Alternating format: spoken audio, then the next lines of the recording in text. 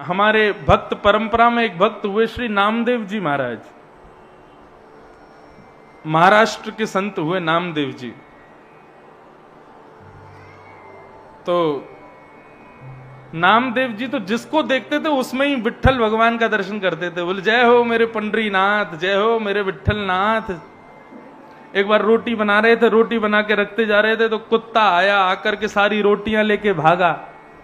तो नामदेव जी उसके पीछे पीछे भागे, लेकिन हाथ में घी का कटोरा लेके भागे। बोले अरे पंडरीनाथ, रूखी रोटी मत खाइयो, नेक रुक जा, घी तो लगान दे फिर खा लियो। ऐसे थे नामदेव जी। कुत्ते में से भगवान प्रकट हो गए। भगवान बोले तुमने यहां भी पहचान लिया? तो बोले आप यहां नहीं हो क्या, आप तो सब जगह हो। भक्त की दृष्टि ऐसी होती है, वो सब में ठाकुर जी का दर्शन करता है। नामदेव जी महाराज एक गुफा में बैठे थे। किसी ने आकर के कहा बाबा यहां मत बैठो। बोले क्यों? बोले यहां भूत रहता है, प्रेत रहता है। नामदेव जी बोले अब तो हम बैठ गए, अब नहीं उठेंगे यहां से। जैसे नामदेव जी ने कीर्तन करना शुरू किया, इतने में ही सामने एक विशाल हाथी, नामदेव जी ने उसका दर्शन किया। हाथी देखते ही देखते वो हाथी चींटी बन गया। कभी कुकर बन जाए, कभी सूकर बन जाए, कभी गधा बन जाए, कभी घोड़ा बन जाए, कभी कुछ बन जाए। इतने रूप बदलने लगा। प्रेत है ना। सब डर के मारे भाग गए। बोले भूत आ गया, भूत आ गया। लेकिन नामदेव जी महाराज मुस्कुराने लगे और कहने लगे, बोले इतने रूप बदलने की सामर्थ्य भूत में नहीं है, इतने रूप बदलने की सामर्थ्य हमारे विट्ठलनाथ में ही है। जय हो मेरे पंडरीनाथ, जय हो मेरे विट्ठलनाथ, जय हो मेरे लंबकनाथ। नामकरण कर दिया, बोले लंबे नाथ। तो बंधुओं, उस प्रेत में से, उस भूत में से भी भगवान प्रकट हो गए। प्रेत की मुक्ति हो गई। प्रेत प्रणाम करने लगा। बोले धन्यवाद, आपने मुझको मुक्त कर दिया, मेरी छुट्टी हो गई आज। भगवान बोले प्रेत में भी मेरा दर्शन करते हो? बोले सब जगह हो आप, चाहे भूत हो, चाहे प्रेत हो, चाहे कोई हो, सबके भीतर आपका निवास है नाथ। अविश्वास के कारण भक्त रुदन करता है। जिसको ठाकुर जी पर भरोसा है, ठाकुर जी पर विश्वास है, वो रुदन क्यों करेगा? जीवन में कैसी भी परिस्थितियां आ जाएं, वो रुदन नहीं करता। जैसे सुदामा की स्थिति कितनी खराब थी, लेकिन श्रीमद् भागवत के अनुसार सुदामा जी ने कभी रुदन नहीं किया, कभी ठाकुर जी से कोई शिकायत नहीं की, क्योंकि उनको भरोसा है, उनको विश्वास है। बंधुओं, विश्वास संतोष को जन्म देता है। और यदि व्यक्ति संतोषी ना हो तो सदा दुखी रहेगा। इसलिए विश्वास करो। विश्वासो फलदायक। विश्वास फल देता है। लेकिन युधिष्ठिर रुदन कर रहे थे तो भगवान समझ गए। बोले इसको मुझ पर विश्वास नहीं है, तभी तो रो रहा है। भगवान युधिष्ठिर का हाथ पकड़ करके लेकर के गए। कहां? बोले अरे भैया, जहां हम हार जाते हैं वहां हमारे भक्त जीतते हैं। हम यदि युधिष्ठिर को नहीं समझा पा रहे हैं तो फिर हमारा भक्त समझाएगा। बोले कौन सा भक्त? बोले भीष्म पितामह। देखो इतना बढ़िया मौसम हो गया, हमारे पितृ समझ लो, देवता समझ लो, प्रसन्न होकर के पुष्प वर्षण कर रहे हैं। और रोज ही कर रहे हैं, परसों भी कर रहे थे, कल भी थोड़े बहुत कर रहे थे, आज भी कर ही रहे हैं। तो ये आनंद की बात है। उतना सुंदर प्रसंग चल रहा है भीष्म पितामह का। 1 घंटे की कथा शेष है, बिना एक दूसरे को देखे अगर थोड़े बहुत भीज भी रहे हो ना तो फिर भीज ही जाना। तो व्यास जी तो नहीं भीज रहे कम से कम। एक बार पिताजी की कथा हुई पंजाब में, क्रिकेट के स्टेडियम ग्राउंड में कथा हो रही थी। इतने में जोर की बारिश हुई।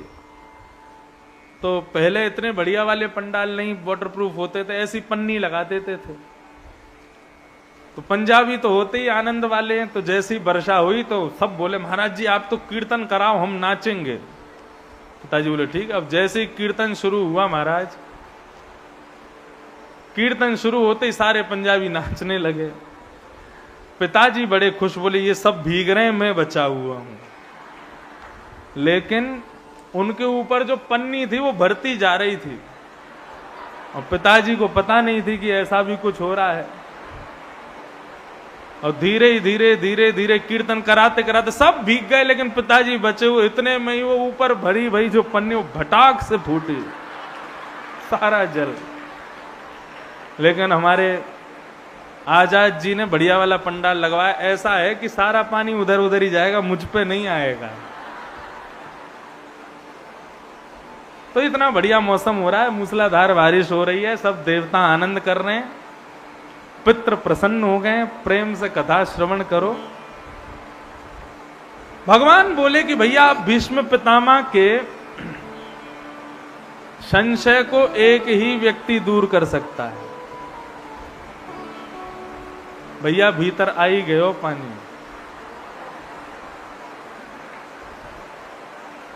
मशीन पे तो नहीं जा रहा है, हाँ बस बाकी सब भीग जाए, मशीन नहीं भीगनी चाहिए।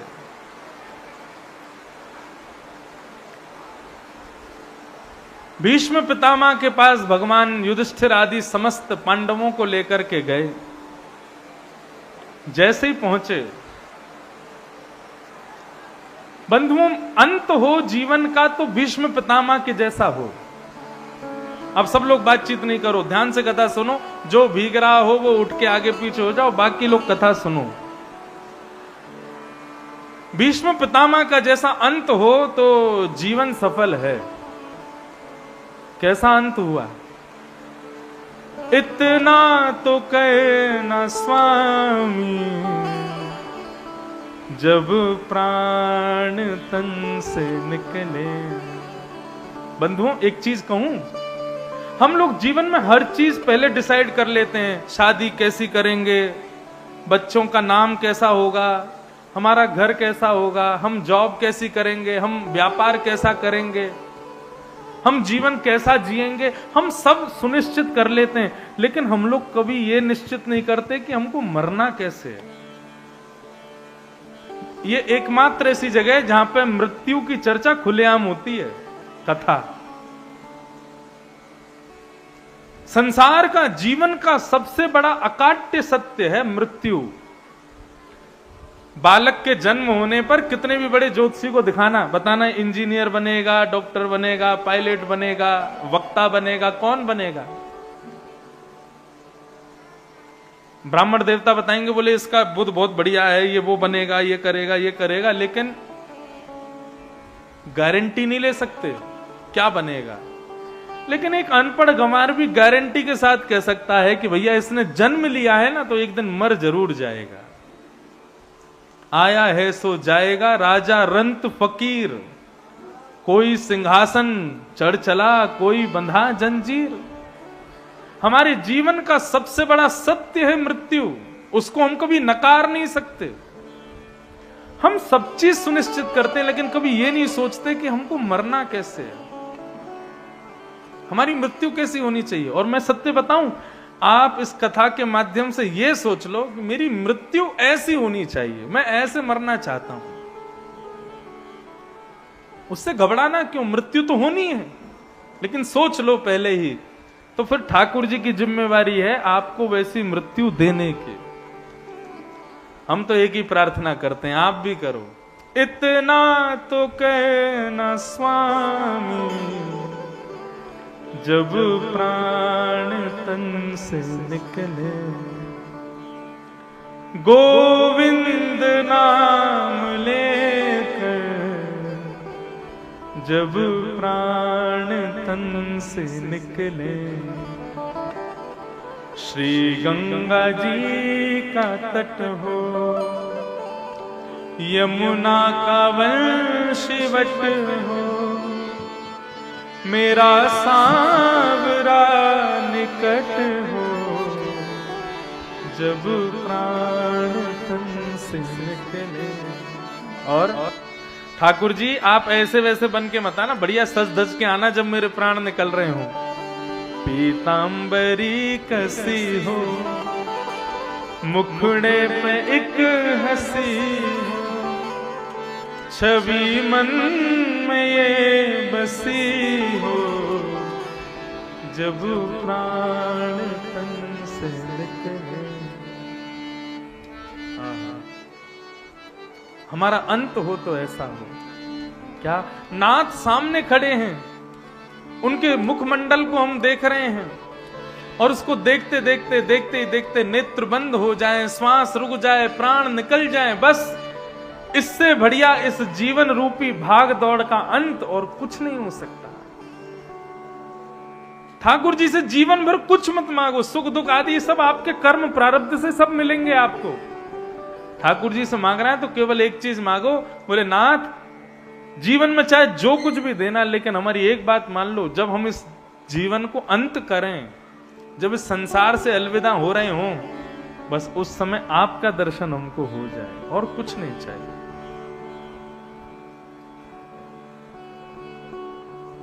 भीष्म पितामह का आज वो संकल्प पूर्ण हुआ।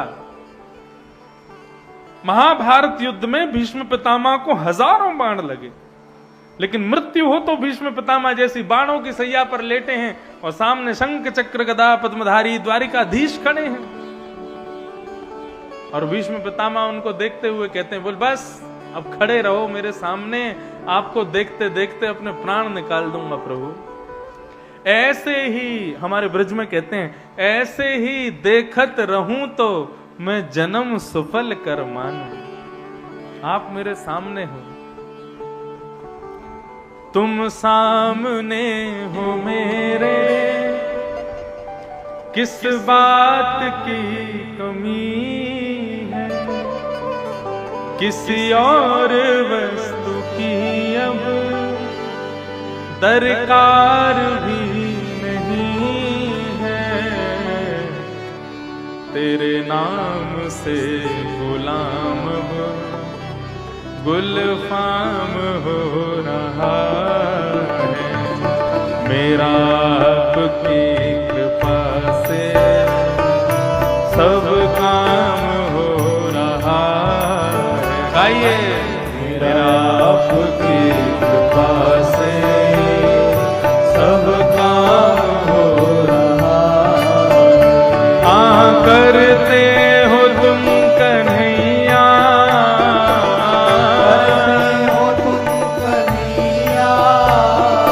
करते हो तुम कन्हैया,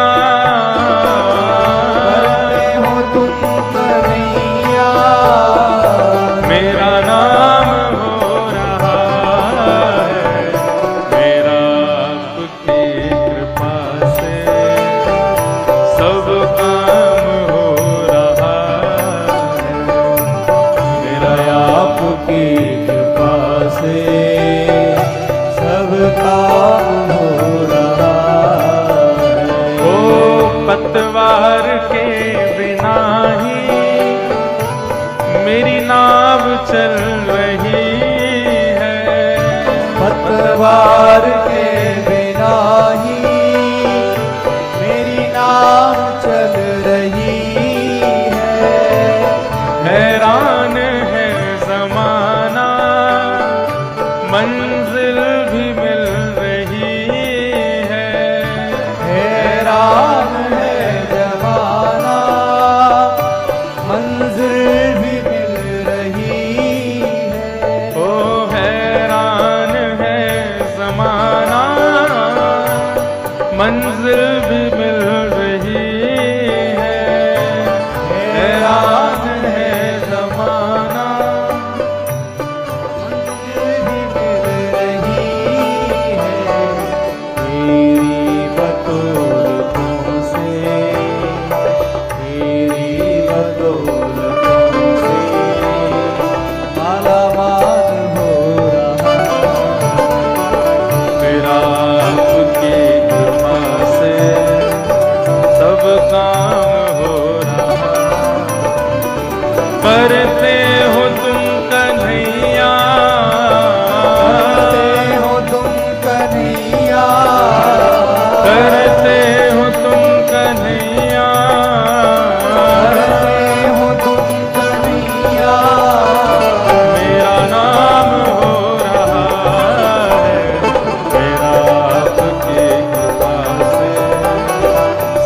काम हो रहा मेरा आपकी कृपा से सब काम हो रहा ओ मेरा आपकी कृपा से सब काम हो रहा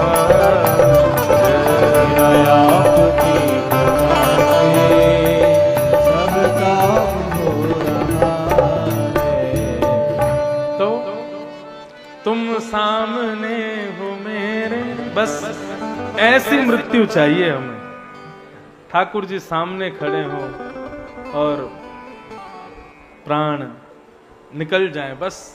भीष्म पितामह की यही स्थिति थी। सामने ठाकुर जी खड़े थे, इतने में ही पांडव बोले भैया हमारे मन का संशय दूर होगा नहीं और ये भीष्म पितामह ठाकुर जी को देखते देखते प्राण निकाल देंगे। तो पांडवों ने आके चरण पकड़े, तो रोते हुए पांडवों को देख करके भीष्म पितामह समझ गए कि ये अविश्वास की वजह से रो रहे हैं, इनको ठाकुर जी पे विश्वास नहीं है। देखो कितनी बड़ी विडंबना, भीष्म पितामह कौरवों के पक्षधर बाणों की सैया पर लेटे और मुस्कुरा रहे हैं, और पांडव जिनको भगवान ने जिताया हाथ से हाथ मिला करके चल रहे हैं, कदम से कदम बढ़ा करके चल रहे हैं, ऐसे पांडव रो रहे हैं। क्यों? क्योंकि अविश्वास है। भगवान की भक्ति में 3 चीजों को याद रखना, सूत्र हैं ये। पहला विश्वास, दूसरा संबंध, ठाकुर जी से कोई ना कोई संबंध जरूर बनाओ, और तीसरा समर्पण, ठाकुर जी पे ही छोड़ दो सब कुछ। ये 3 बात हमेशा याद रखो, विश्वास, संबंध और समर्पण। भीष्म पितामह ने पांडवों को समझाया, बोले ए सवई भगवान साक्षात दध्यो नारायण कुमार। पांडवों, तुम्हारे रुदन का कारण केवल एक है, अविश्वास। क्यों? तुमको लगता है कि ये तुम्हारे मामा का बेटा है, तुम्हारा परिवारी है, तुम्हारा संबंधी है, तुम्हारा भाई है, लेकिन ये तुम्हारा कुछ भी नहीं है। तो कौन है? बोले ए सवई भगवान साक्षात, ये साक्षात भगवान है, जिनको तुमने अपने रथ का सारथी माना, जिनको अपना छोटा भाई माना, और ना जाने क्या क्या संबंध तुमने बनाए, ये कुछ भी नहीं है, ये साक्षात भगवान है। और पांडवों को भीष्म पितामह कहते हैं अब आप लोग इधर हो जाओ, मुझे मेरा काम पूर्ण करने दो। और भीष्म पितामह ने भगवान की स्तुति का, ये भागवत की दूसरी स्तुति है। पहली किसकी थी? कुंती की, और ये दूसरी है भीष्म पितामह की। बंधुओं, अद्भुत स्तुति है। इस स्तुति का श्रवण करो, फिर हम कथा को विश्राम देंगे। भाव से सुनना। वैसे तो पूरी स्तुति संस्कृत में है, लेकिन मैं 2-4 श्लोक गाऊंगा, इसलिए श्रवण कीजिएगा। श्री भीष्म उवाच इति मतिरुपकल्पिता वितृष्णा भगवत सात्वत पुंगवे विभुम्ने स्वसुखमुपगते क्वचिद् विहर्तुं प्रकृतिमुपेयुषि यद्भव प्रवाह त्रिभुवनगमनं तमालवर्णं रविकरगौरवराम्बरं दधाने वपुरलककुला वृताननाब्जं विजयसखे रतिरस्तु मे वद्या।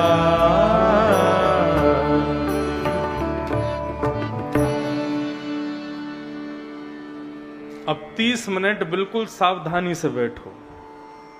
कथा में सदैव मेरुदंड, ये पीछे जो कमर है इसको सीधी करके बैठा करो। आप कहोगे महाराज जी आपने तो बढ़िया मसनद लगा रखी है पीछे, हमको दो तो हम भी बैठ जाएं। पीछे आपके जो बैठे हैं श्रोता, उसकी कमर लगा लो, उसके घुटने से लगा के बैठ जाओ, लेकिन सीधे बैठो। इसके पीछे बहुत बड़ा कारण है, क्यों कह रहे हैं सीधे बैठो। देखो, जो शब्द हम लोग बोलते हैं या आप लोग बोलते हो, और भागवत के श्लोक आदि जब हम गा के बोलते हैं तो इसको कहते हैं सामवेद। क्या कहते हैं? ये सामवेद के अंतर्गत आता है। गायन शैली आदि ये सब सामवेद के अंतर्गत है। और सामवेद कहां से प्रकट होता है? गरुड़ जी जब आकाश में उड़ते हैं और अपने पंखों को ऊपर नीचे जब लहराते हैं तो हवा के टकराव से उनके पंखों से निकलने वाली ध्वनि ही सामवेद है। और गरुड़ जी तब तक नहीं उड़ते जब तक उनकी कमर पर शंख चक्र गदा पद्मधारी नारायण ना विराजें। तो एक संत कहते हैं कि वक्ता जब बोलता है तो उसके मुख से निकलने वाला शब्द क्या है? बोले सामवेद। सामवेद यानी कि गरुड़ जी, गरुड़ जी यानी कि उनकी पीठ पर नारायण। तो जब हमने बोला तो मतलब गरुड़ जी नारायण को लेकर के उड़ गए। अब उड़े हैं तो कहां लैंड करेंगे? कहीं तो विराजेंगे। टेढ़ी मेढ़ी गली हो, ऊंची नीची गली हो, वहां पे गाड़ी नहीं डाली जाती। सीधी गली हो वहीं पे गाड़ी रखी जाती है। और जो टेढ़ा मेढ़ा बैठा होता है, उल्टा सीधा नीचे झुक करके बैठा होता है, तो गरुड़ जी सोचते हैं भाई इसके पास नहीं जाना। लेकिन जो मेरुदंड सीधा करके एकाग्र चित्त से कथा श्रवण कर रहा होता है, गरुड़ जी उसी के कर्ण रंध्र से प्रवेश करके उसके हृदय में जाके विराज जाते हैं। इसलिए ये मेरुदंड सीधा करके बैठो, कथा श्रवण करो। वैसे तो एक आसन पर बैठना चाहिए, सुख आसन, लेकिन कई लोग यूं बैठ जाते हैं। और ये दोनों घुटने जो इस तरीके से दोनों घुटने जो ऐसे पकड़ते हैं उसको बोलते हैं दरिद्रासन। उस आसन में बैठने से दरिद्र हो जाता है व्यक्ति।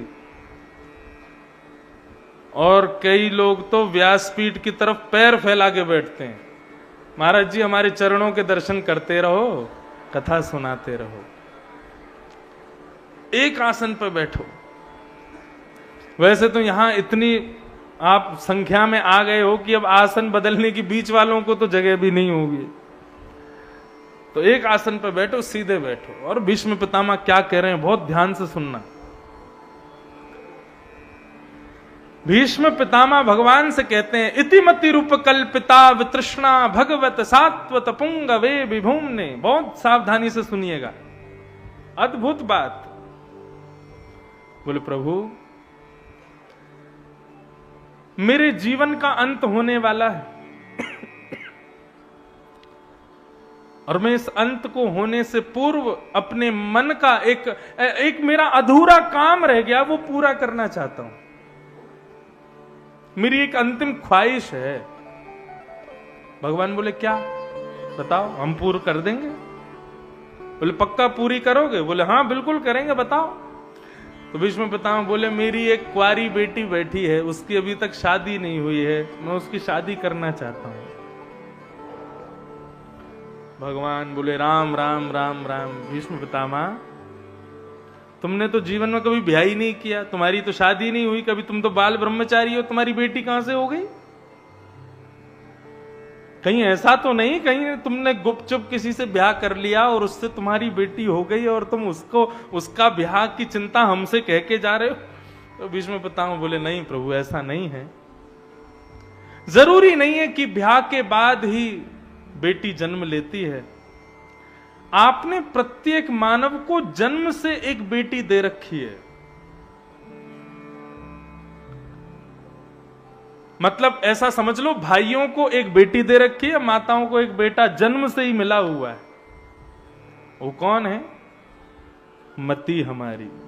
बेटी बेटा किसको कहते हैं? जो अपनी जिद पूरी करवावे, जो अपनी मन की इच्छाएं पूरी करवावे अपने माता पिता से, उसी को तो बेटी बेटा कहते हैं। तो हमसे जिद अपनी पूरी कौन करवाता है? हमारी मति, हमारा मन। आपने किसी को कहा कि भैया हमारे फार्म हाउस में कथा होने वाली, आप आना, तो लोग प्रत्युत्तर क्या देते हैं? ठीक है। मन बनाते हैं, मन होगा तो आएंगे, मन करेगा तो जाएंगे, मन की इच्छा होगी तो देखेंगे। ये मन हम सबसे अपनी इच्छाएं पूरी करवाता है, इसीलिए ये मन ही, ये मति ही हमारी बेटी है और हमारा बेटा है। भीष्म पितामह की बात सुनो। भीष्म पितामह कह रहे हैं मेरी बेटी कुंवारी है, मैं उसका ब्याह करना चाहता हूं, मेरी मति रूपी बेटी। भगवान बोले ब्याह किससे करना चाहते हो? बोले आपसे करना चाहता हूं। मतलब ऐसा नहीं कहा कि मेरा मन अपने चरणों में रखो। किस तरीके से कह रहे हैं भीष्म पितामह कि मेरी मति रूपी बेटी के लिए सुयोग वर आप हो नाथ, आप उससे ब्याह कर लो। भगवान बोले ब्याह करने से क्या होगा? बोले बेटी जब तक कुंवारी होती है तब तक अपनी इच्छा पूरी करवाती है, लेकिन जब उसका ब्याह हो जाता है तो अपनी पति की इच्छा पूरी करवाती है पिता से। यदि मेरी मति रूपी बेटी के पति आप बन जाओगे नाथ, तो मेरी मति वो इच्छा प्रकट करेगी जो आपकी इच्छा होगी, और जो आपकी इच्छा होगी वो यदि मैं करूंगा तो मेरा जीवन धन्य हो जाएगा। इसलिए मेरी मति रूपी बेटी से ब्याह करो। देखो, कथा भागवत सब लोग सुनते ही हो, लेकिन इन कथाओं से सीखना क्या है? ये भक्त जिस तरीके से, जितनी चतुराई से, जिस प्रकार की भाव से ठाकुर जी से बातें करते हैं ना, वो सुनने योग्य है। अब बताओ भीष्म पितामह कितनी चतुराई से बात कर रहे हैं, लेकिन हम चतुर हैं तो ठाकुर जी चतुर शिरोमणि हैं। भगवान बोले अच्छा, जब तुमने ब्याह का प्रसंग छेड़ा है तो दामाद में कुछ गुण होने चाहिए, ये नहीं हो तो बेटी का ब्याह नहीं करना चाहिए। ध्यान से सुनना, दामाद में कौन कौन से गुण होने चाहिए भगवान सब बता रहे हैं।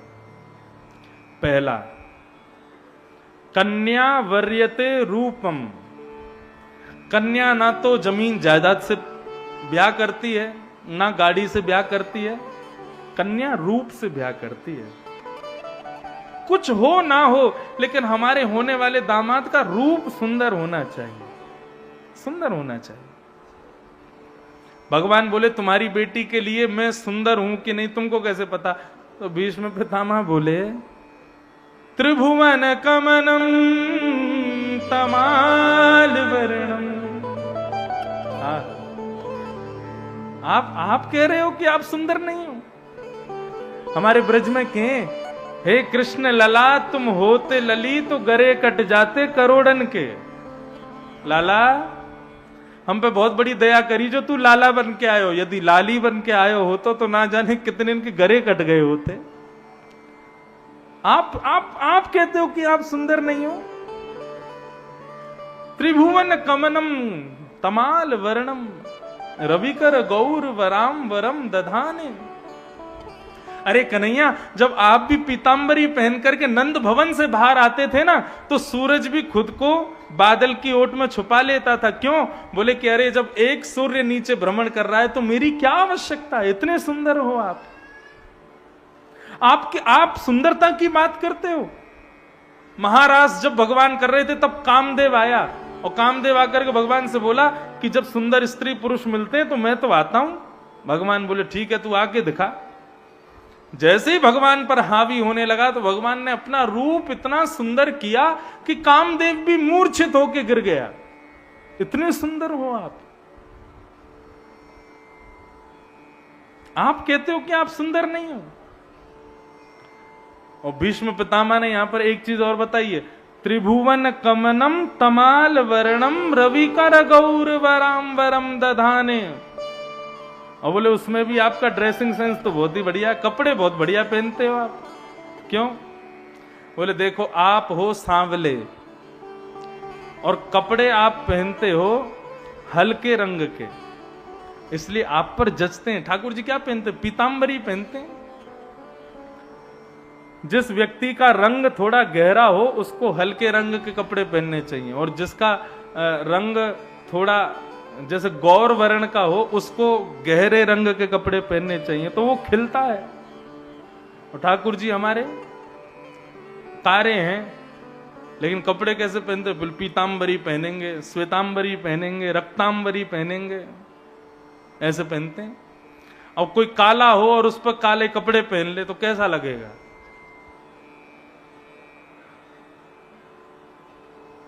एक बार पति पत्नी दोनों भोजन करने के बाद में गली में घूम रहे थे। पति बहुत काला था, काले कपड़े पहन रखे थे। गली में लाइट थी नहीं, अंधेरा हो रहा था, रात्रि का समय, तो दोनों पति पत्नी घूम रहे थे। इतने में ही एक पड़ोसन आई बाहर, आके बोली, अरे बहन तुम अकेली घूम रही हो, जीजा जी नहीं है? तो जीजा जी हंस गए, तो उनके दांत दिख गए। तो अच्छा संग ही खड़े हैं। गहरे रंग के कपड़े, जिनका गहरा रंग हो उनको गहरा नहीं पहनना चाहिए, उनको हल्का पहनना चाहिए। हमारे ठाकुर जी का ड्रेसिंग सेंस बहुत बढ़िया है। त्रिभुवन कमनम था, तो रूप में पास हो गए, दामाद में रूप होना चाहिए। भगवान बोले अकेले रूप को देख करके ध्यान नहीं करना चाहिए, दामाद में और भी गुण होने चाहिए। बोले कौन कौन से? बोले दामाद सुंदर हो, पहला गुण। दूसरी बात, दामाद शौर्यवान हो। शौर्यवान मतलब, अरे कल को जीवन में उतार चढ़ाव आवे तो हमारी बेटी की रक्षा करे, हमारी बेटी को हर परिस्थिति से बचावे। दामाद ऐसा होना चाहिए, शौर्यवान होना चाहिए। भीष्म पितामह बोले आपसे बढ़िया शौर्यवान और कोई नहीं है। बोले क्यों? इतने बड़े महाभारत युद्ध में इतने बड़े बड़े योद्धा थक गए, हार गए, पस्त हो गए, लेकिन अर्जुन को एक बाण स्पर्श नहीं कर पाया। क्यों? क्योंकि उसके सारथी आप थे, क्योंकि उसके रक्षक आप थे। आप इतनी द्रुत गति से अर्जुन के रथ को घुमाते थे कि कोई बाण उसका स्पर्श भी नहीं कर पाता था। आप जैसा सारथी मेरी बेटी को मिल जाएगा तो मेरी बेटी सदा खुश रहेगी। प्रभु आप सुंदर हो, शौर्यवान हो, 2 गुण हो गए। दामाद में तीसरा गुण क्या होना चाहिए? भगवान बोले देखो सुंदरता और शौर्यता पर ही रीच करके बेटी का ब्याह नहीं करना चाहिए, दामाद का स्वभाव भी अच्छा होना चाहिए। हाँ, कल को घर के लोग सब आमे, बुआ बुआ आमे, सबके पांव छुवे, सबको प्रणाम करे, सबसे प्रेम से मिले, ऐसा होना चाहिए। ऐसा थोड़ी सबके सामने मुंह फुला करके बैठ जाए, मुंह अपना सीधा होके बैठ जाए, मैं दामाद हूं, मैं थोड़ी झुकूंगा, ऐसा थोड़ी। स्वभाव भी मधुर होना चाहिए। भीष्म पितामह बोले आपसे बढ़िया स्वभाव संसार में किसी का नहीं है। भगवान बोले क्यों? बोले सेवक को स्वामी आज्ञा करे कि भाई मेरा रथ निकालो, सुनने में अच्छा लगता है, स्वामी आज्ञा कर सकता है, लेकिन हमने महाभारत में कुछ और ही देखा। बोले क्या? बोले आपसे अर्जुन कहता है सेनयोर भयोर मध्य रथम स्थापयमेच्युत, हे अच्युत मेरे रथ को ले जाइए और ले जाकर के उभय सेना के बीच में खड़ा कर दीजिए।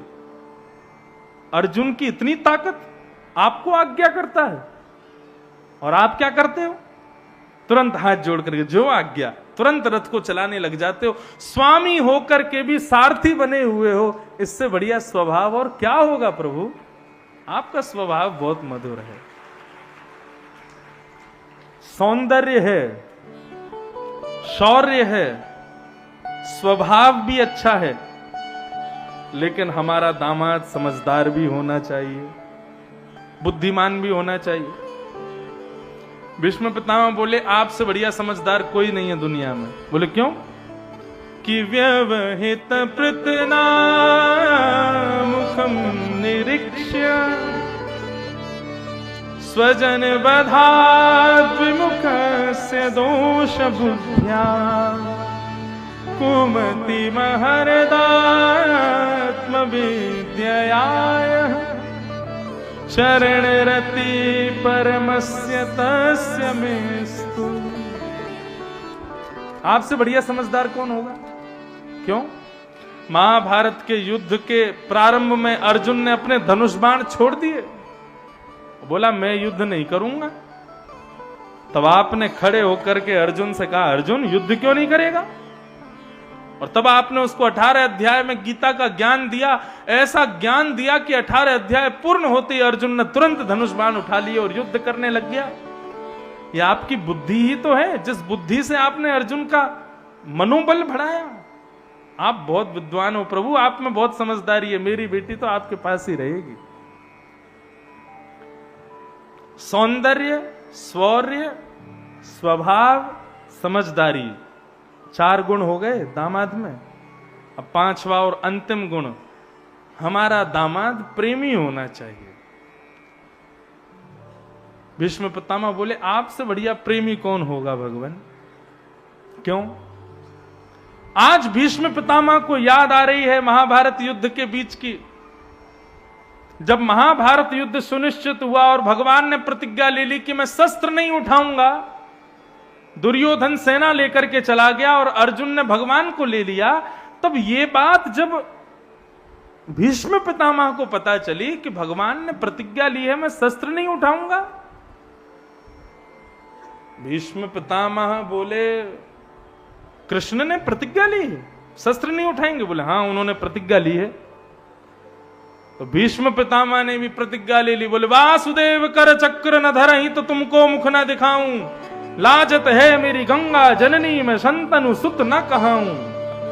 यदि महाभारत युद्ध के मध्य में वासुदेव श्री कृष्ण ने आप सबके मध्य में शस्त्र नहीं उठाया, मैं वचन देता हूं मैं शंतनु सुत नहीं, मैं गंगा का बेटा नहीं, यदि मरा तो अपना मुख नहीं दिखाऊंगा किसी को।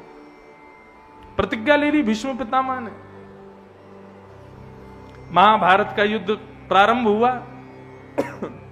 बहुत ध्यान से सुनना। जैसे युद्ध प्रारंभ हुआ तो 10 दिन के अंदर कौरवों की आधी से ज्यादा सेना खत्म कर दी पांडवों ने। दुर्योधन चिंता में आ गया। बोले ये क्या हो रहा है, सब कुछ उल्टा हो रहा है, हमारी सेना हार कैसे सकती है, इतने बलवान हैं हम लोग। तब उसने भीष्म पितामह की रथ की ओर देखा और बोले कि ये ढीले पड़े हैं इसलिए हम हार रहे हैं। और दुर्योधन सुना के कहने लगा, बोले खाते हमारा अन्न है लेकिन भला चाहते हैं पांडवों का। भीष्म पितामह ने जैसे ही सुना कान खड़े हो गए। पितामह भीष्म बोले ए दुर्योधन क्या बोलते हो? बोले सही तो बोल रहा हूं, आप रहते हमारे पास हो लेकिन आप भला पांडवों का चाहते हो। क्यों हमारी सेना खत्म हो रही है, क्यों नहीं मार पा रहे हम इन पांडवों को? क्या हमसे ज्यादा बलवान है? भीष्म पितामह बोले मरने का बहुत डर है ना तुझे, हारने का बहुत डर है ना, चल तुझे अपना रूप दिखाता हूं।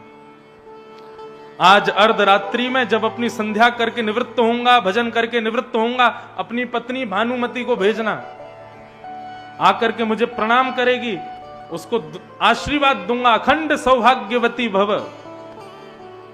अपने भजन के बल का मैं उसको आशीर्वाद दूंगा, अखंड सौभाग्यवती का। नहीं मरेगा तू, नहीं हारेगा तू, जीत जाएगा तू। बता और कुछ चाहिए? दुर्योधन बोला नहीं नहीं मैं तो बस यही कह रहा था, आप ठंडे मत पड़ो, ऐसे ही गर्म रहो। आप ठंडे पड़ गए तो हार जाएंगे हम, मैं भेज दूंगा अपनी पत्नी को। अब ये बात हो रही थी भीष्म पितामह और दुर्योधन के बीच में, लेकिन यहां कान खड़े थे भगवान के। भगवान सामने रथ चला रहे हैं और कान यहीं लगा के ये इन दोनों के बीच में बात क्या चल। अच्छा तो रात में ये होने वाला है, चल भैया योगेश्वर कृष्ण दिखाओ अपना कमाल। रात्रि में अर्धरात्रि का समय हुआ, भगवान ने ऊंची धोती पहनी, सिर पर स्वाफा बांधा और एक ग्वाला का रूप धारण करके हाथ में लालटेन लेके सीधे गए द्रौपदी के पास। सो रही थी द्रुपद सुता, उसके पैर के अंगूठे को पकड़ के खींचा, बोले जल्दी उठ। द्रौपदी बोली कौन है? बोले मैं हूं। इतनी रात को क्यों उठा रहे हो? बोले ज्यादा पूछ पूछ मत कर, सोती रहेगी तो तेरा भाग्य भी सोता रहेगा, जल्दी चल मेरे साथ। भगवान द्रौपदी को ले जाने लगे और बोले सुन घूंघट कर ले नीचे तक, और जाना सीधे जाकर के भीष्म पितामह को प्रणाम करना, प्रणाम करके आशीर्वाद लेके चुप बाहर आ जाना, कुछ बोलना नहीं। बाई चांस भीष्म पितामह पूछने लग जाएं अकेली आई है, कोई आया नहीं साथ में, तो बोल देना नौकर आया मेरा। नाम पूछे तो गोपाल भैया बता देना, ठीक है। बोलना नहीं इससे ज्यादा कुछ भी। बोले हाँ नहीं बोलूंगी। द्रौपदी भीतर गई, भीष्म पितामह बैठे थे मंत्र जाप। भीष्म पितामह साधारण थोड़े ही हैं। भीष्म पितामह के पास जाकर के द्रौपदी घूंघट करके बैठी। भीष्म पितामह ने जैसे ही अपना भजन पूर्ण किया तो भीष्म पितामह ने देखा, बोले अरे भानुमति आ गई, जरूर भानुमति आई है। माला नीचे रख के प्रणाम करके दोनों वरद हस्त को द्रौपदी के सिर पर रख करके बोले अखंड सौभाग्यवती भव, तुम्हारा भाग्य अजर अमर हो जाए, उसको कोई मारेगा नहीं। अब भगवान ने ये थोड़ी बताया था कि आशीर्वाद ये मिलने वाला है। द्रौपदी बोली ये क्या बोल रहे हैं, मेरे पतियों से पूरे दिन युद्ध करते हैं और मुझे ही आशीर्वाद दे रहे हैं, अखंड सौभाग्यवती भव। द्रौपदी बोली एक बार कंफर्म कर लेती हूं। तुरंत द्रौपदी ने घूंघट ऊपर किया और बोली पितामह फिर याद रहे, कल से पांचों में से एक का भी बाल बांका नहीं हो जाए, सारी जिम्मेवारी आपकी है। आपने आशीर्वाद दिया अखंड सौभाग्यवती भव, एक का भी बाल बांका आपसे पूछूंगी यदि किसी को कुछ हुआ तो। भीष्म पितामह घबरा गए, बोले द्रौपदी तू? मैंने तो भानुमति को बुलाया था। क्यों? मैं आपकी पुत्रवधू नहीं? मुझे आशीर्वाद का अधिकार नहीं है? भीष्म पितामह बोले अब क्या कहूं मैं, होना वही है जो राम रचि राखा। लेकिन तुरंत भीष्म पितामह ने अपने आंखों का ढंग बदला, चेहरे का रंग बदला और क्रोध में भर के बोले द्रौपदी, इतनी रात को तुझे मेरे आशीर्वाद लेने की इच्छा कैसे प्रकट हुई? अकेली आई है? कोई आया है साथ में? बोले कोई नहीं आया। बोले कौन आया है, सच सच बताओ। अब तो सिंह की तरह गर्जना की, द्रौपदी घबरा गई। बोले कोई नहीं आया, अकेली आई हूं। वैसे तो आया है लेकिन वैसे कोई नहीं आया है, वैसे तो अकेली हूं लेकिन आया है कोई। क्या बोलती है, आया है नहीं आया है? कौन आया है? बोले गोपाल भैया। कौन गोपाल भैया? हमारा नौकर है, ग्वारिया है, दूध काटता है। उसकी कोई बहन नहीं थी तो मैंने ही रक्षाबंधन पर उसको राखी बांधी, तब से भाई है।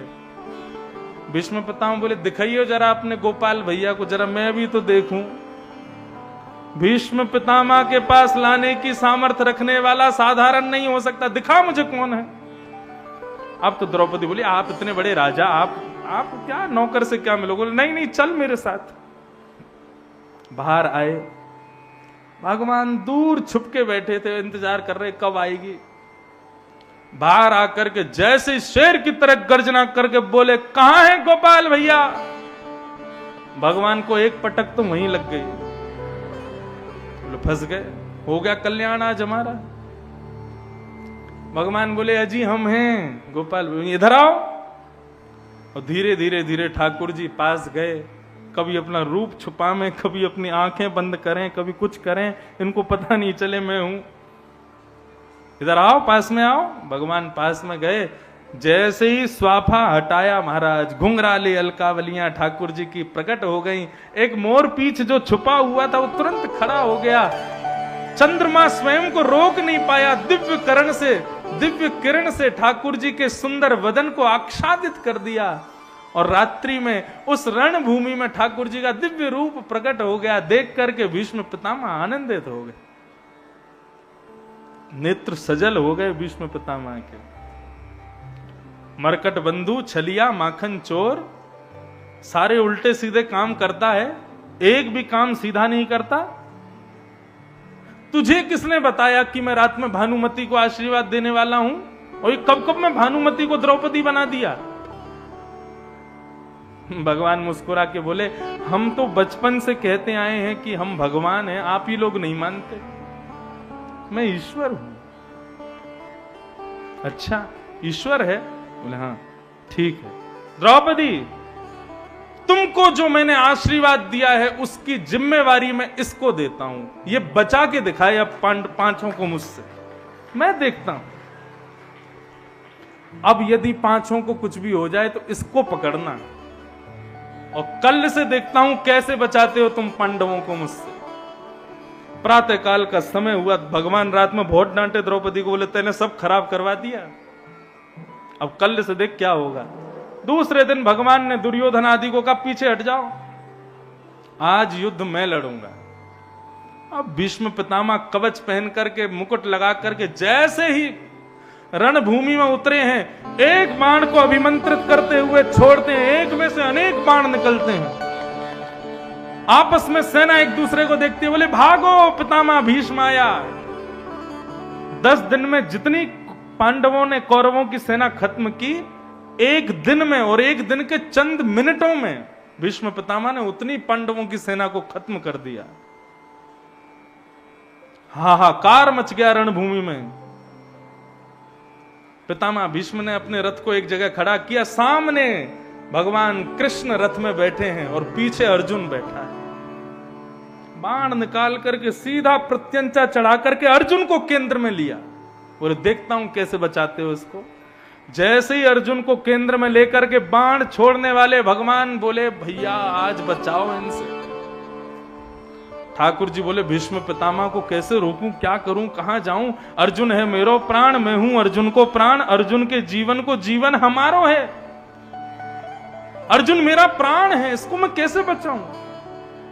तभी ठाकुर जी ने दूर टूटा हुआ एक रथ का चक्का पड़ा था, ठाकुर जी की दृष्टि पड़ी, कभी उसको देखते हैं, फिर भीष्म पितामह को देखते हैं, फिर उसको देखते हैं। इतने में ही ठाकुर जी दौड़े, कूदे रथ से और जाकर के रथांग पाने बनकर के रथ का चक्का उठाया और दौड़े हैं भीष्म पितामह की ओर। जैसे शेर झपटता है एक हाथी के ऊपर, ऐसे द्वारिकाधीश झपटे हैं भीष्म पितामह के ऊपर। रथ का चक्का लेकर के भगवान दौड़ते हुए आ रहे थे। भीष्म पितामह हाथ में धनुष बाण लेके खड़े थे। जैसे ही ठाकुर जी ने रथ का चक्का उठाया, भीष्म पितामह ने धनुष बाण नीचे रख के ताली बजाने लगे, वाह वाह वाह, जय हो। हाँ भाई सब लोग सुन लो, क्या आप कहो में शस्त्र बिन भूमि हरऊं सब भार। इन्होंने प्रतिज्ञा ली थी कि शस्त्र नहीं उठाएंगे। देख लो, दर्शन कर लो, रथ का चक्का लेकर के खड़े हाथ में मुझको मारने के लिए। शस्त्र नहीं है तो क्या है? आप कहो में शस्त्र बिन भूमि हरऊं सब भार, तू हमको क्षत्रिय ना गिने, बोल ही वचन विचार। हम क्षत्रिय हैं, कहां गई तुम्हारी प्रतिज्ञा? मैं शस्त्र नहीं उठाऊंगा, मैं तो बिना शस्त्र के लड़ूंगा। अब क्या हुआ, क्यों उठाया शस्त्र? ठाकुर जी मुस्कुराने लगे। दार चक्र हरि हस पड़ो दियो उत्तर ब्रजराज। ठाकुर जी उत्तर दे रहे हैं कि दार चक्र हरि हस पड़ो दियो उत्तर ब्रजराज। हमारो ब्रज को राजा उत्तर दे रहे हो। बोले कहा आज तजी प्रतिज्ञा मोरी, मैं तोरी प्रतिज्ञा काज। पितामह मैंने शस्त्र क्यों उठाया? क्योंकि आपने प्रतिज्ञा ली थी कि यदि वासुदेव कृष्ण ने शस्त्र नहीं उठाया तो मैं किसी को मुख नहीं दिखाऊंगा, मैं जननी, मैं संतनु का बेटा नहीं, मैं गंगा का बेटा नहीं, और यदि तुम मरोगे तो तुम किसी को मुख नहीं दिखाओगे, ऐसी तुमने प्रतिज्ञा ली थी। यदि मैं शस्त्र नहीं उठाऊंगा तो तुम किसी को मुख नहीं दिखाओगे, और मुख नहीं दिखाओगे तो अंत काल में मैं आऊंगा तो मेरी स्तुति कैसे गाओगे, मेरा दर्शन कैसे करोगे? बाणों की सैया पर मेरा दर्शन कैसे तुमको होगा? इसलिए तुम्हारा मुख सीधा रहे, तुम मुझे देख पाओ। तुम्हारी प्रतिज्ञा के लिए मैंने अपनी प्रतिज्ञा को तोड़ दिया कि प्रबल प्रेम के पाले पड़कर हरि को नियम बदलते देखा, अपना मान टले टल जाए पर भक्त का मान न टलते देखा। भीष्म पितामह कहते हैं आपसे बड़ा प्रेमी नहीं है प्रभु, मेरी मति रूपी बेटी से आप ही ब्याह करो। ठाकुर जी ने भीष्म पितामह का हाथ अपने हृदय से लगाया और बोले पितामह एक बात बताओ, तुम चाहते तो तुम पांडवों के पक्ष में रह सकते थे, तुम कौरवों के पक्ष में क्यों रहे? भीष्म पितामह बोले बता दूं? बोले हाँ बताओ। बोले पांडवों के पक्ष में आता या तो आपके दाएं खड़ा होता या आपके बाएं खड़ा होता या अर्जुन की तरह आपके पीछे खड़ा होता। दाएं खड़े होने वाले को, बाएं खड़े होने वाले को, पीछे खड़े होने वाले को आपके मुख का दर्शन नहीं होता, मुख का दर्शन तो उसको होता है जो सामने खड़ा होता है। मैं इसलिए कौरवों के पक्ष में था ताकि आपका दर्शन मुझको हो सके, मैं आपको देख सकूं, आपको निहार सकूं, आपकी रूप माधुरी को देख सकूं, इसलिए मैं कौरवों के पक्ष में था। बोलो भक्त वत्सल भगवान की। ऐसे हैं पितामह भीष्म, ये हैं भीष्म पितामह। पितामह भीष्म ने भगवान की स्तुति गाते हुए भगवान में ही विलीन हो गए। ऐसे पितामह को हम प्रणाम करते हैं। बंधुओं, आज एक कारण से मुझे अभी कहीं प्रस्थान करना है, और आप सबको बता के बड़ा हर्ष हो रहा है कि कल की कथा दास नहीं करेगा, कल की कथा करने के लिए पूज्य पिताजी महाराज पधार रहे हैं। ये खैर का सौभाग्य है कि एक ही व्यास मंच से दोनों गुरु शिष्य ने कथा सुनाई। ये खैर का सौभाग्य कि एक ही व्यास मंच से पिता पुत्र ने कथा सुनाई। आप सब लोग खूब प्रेम से कल आइएगा, पूज्य पिताजी महाराज कल की कथा श्रवण कराएंगे। कहीं ऐसा मत करियो कल उनकी कथा सुन के परसों बोलो नहीं अब तो ये नहीं सुना दो, परसों मैं आ जाऊंगा लौट के। परसों फिर हम लोग बड़े प्रेम भाव से नंद घर आनंद भयो जय कन्हैया खूब आनंद करेंगे। पूरा खैर उस दिन हमारा वृंदावन बन जाए। पीले पीले वस्त्र पहन के आना, खूब आनंद से सब लोग आना। अभी कोई उठ के नहीं जाओ, आरती हो, आरती के पश्चात ही सब लोग जाना। प्रेम और भाव से 2 मिनट संकीर्तन करते हुए आज की कथा को विश्राम देते हैं। भजले हरि का नाम पांडुरंग, भजले हरि का नाम